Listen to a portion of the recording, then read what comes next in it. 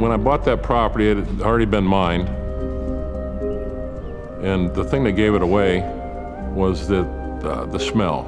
It was the smell of decaying, rotting flesh, dirt. It's got a very distinct aroma, and anybody that's been around that will tell you the same thing I'm telling you.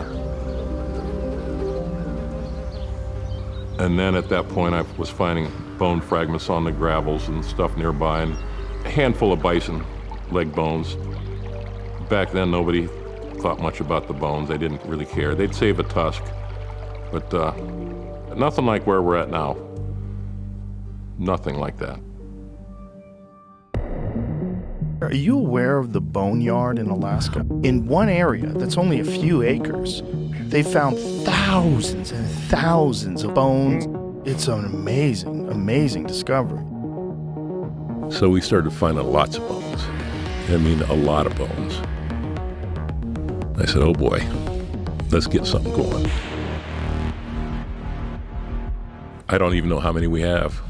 We stopped counting. This doesn't even seem real.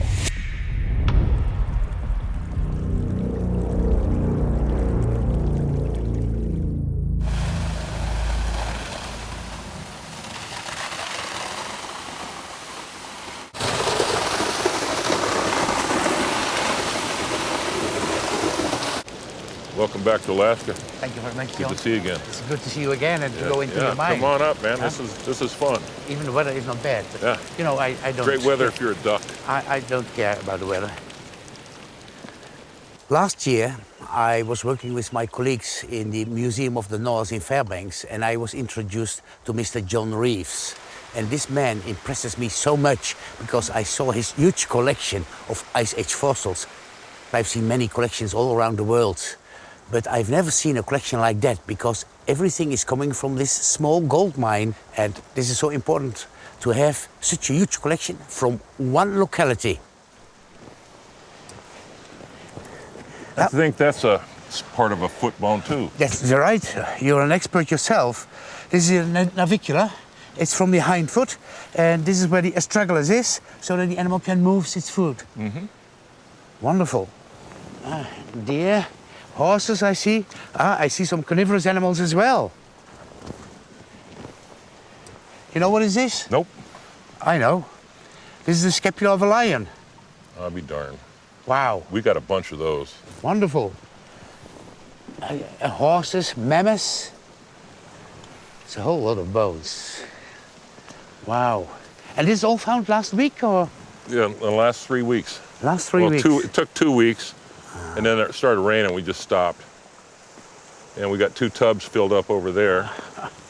There's another mammoth leg bone over there. Here's a nice one. And you see how wonderful preserved. This is one from the hind foot. Mm-hmm. They are always flat at the top. Mm-hmm. Great specimens. And the preservation is so excellent. What's this thing? This is the astragalus of a bison. Bison? Yep. Okay. Yeah. Lots of bison, but beautiful mammoths. Bison leg bone? No, this is horse. This is a tibia, so the shy bone here. Uh-huh. And you can see it's from a horse because these gullies here, in bison, they are straight. And here you see they are in this angle. Awesome. Yep.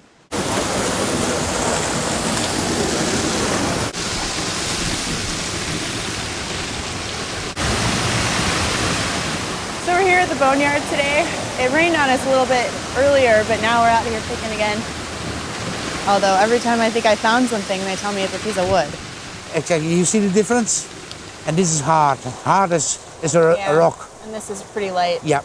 Yep. It has a very distinct smell out here. And it's not like anything I've ever smelled in life before. It's a very like musky, dead smell.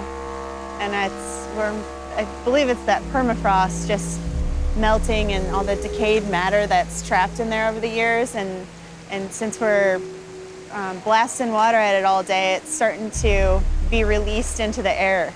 I wish I could share that smell with you, but it's so unique to this place. When I grew up, I started to collect fossils in Miocene clay layers in the Netherlands. And the smell is exactly the same as in this gold mine. And this gives me some wonderful memories of my childhood. And sometimes I say, ah, you can smell the bones.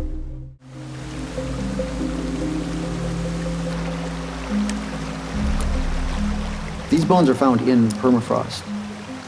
And permafrost just simply means it's perennially frozen ground. What's really interesting about this particular permafrost, these bones were basically frozen soon after they were buried. And they've been continually frozen for 20,000 years of time.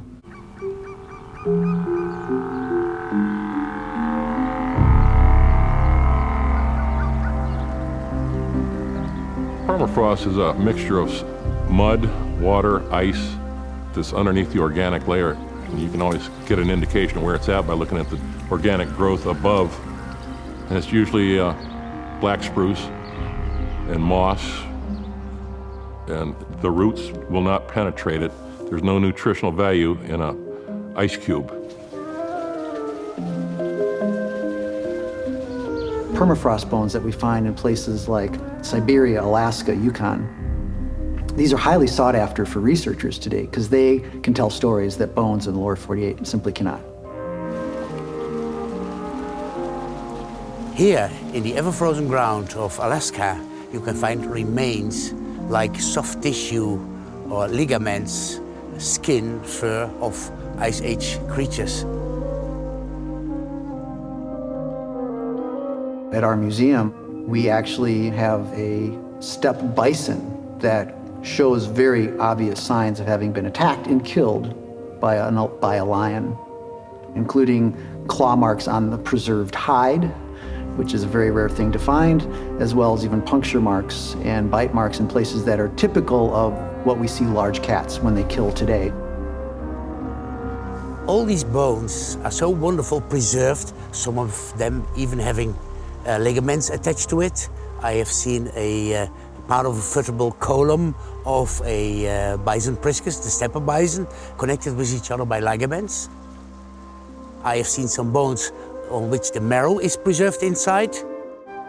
And this is for a paleontologist something very, very important because that gives us information about the exterior of the animals. And this is what I want to know. And this brings me to Fairbanks, Alaska.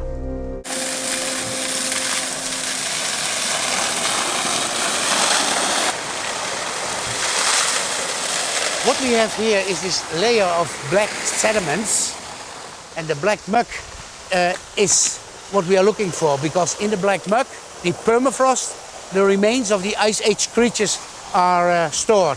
What is also important of this black muck, once in a while you can see that there are thin layers of gray sediments, very thin layers. And that's tephra from volcano eruptions. And these tephra layers are very important for the scientists to understand the age of the bones.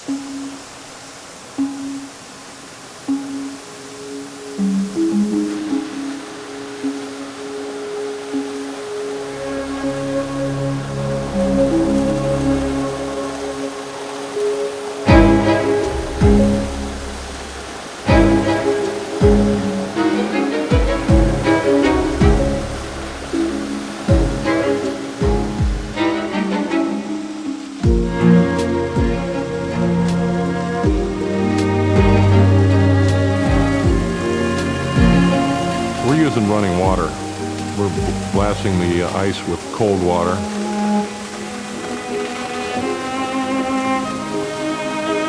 We pump water at the rate of 2,000 gallons a minute out of a 6-inch pump with an 8-inch intake down to a 2.5-inch nozzle. It constricts it pretty good and then shoots it way out there.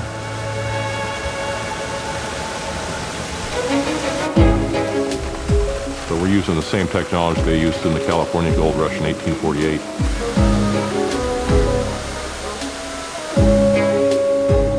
There's no pollution caused from it. There's no sedimentation caused from it.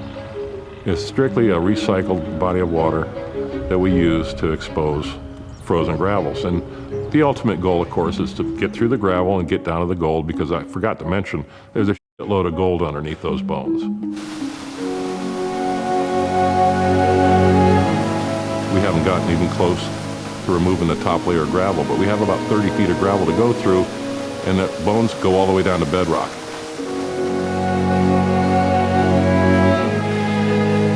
So we have years and years left. And we've collected 100,000 bones in, 7 or 8 years? And we got some cool stuff I didn't even know we had. That's because I'm not one of those smart guys. But I know a bone when I see it, and I'm gonna pick it up.